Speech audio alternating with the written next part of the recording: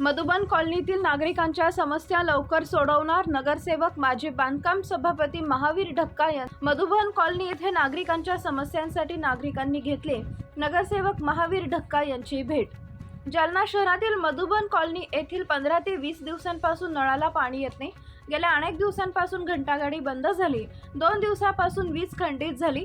Madhuban colony येथे सभागृह बांधावे अशा विविध समाजांसाठी आज दिनांक 17 एप्रिल रोजी सकाळी 10 वाजता मस्तगड इथे नगरसेवक तथा माजी बांधकाम सभापती महावीर ढक्का यांची भेट घेतली।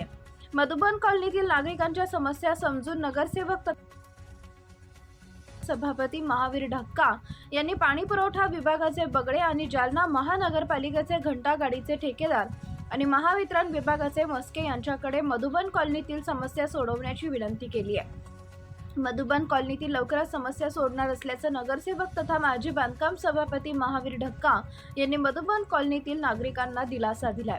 महावीर ढक्का यांनी घायाळ नगर, इन्कम टॅक्स कॉलनी, नीलम नगर अशा विविध भागांमध्ये मंदिर बांधलंय व प्रभागातील नागरिकांना भक्तिमय वातावरणात समावेश करून घेतलाय।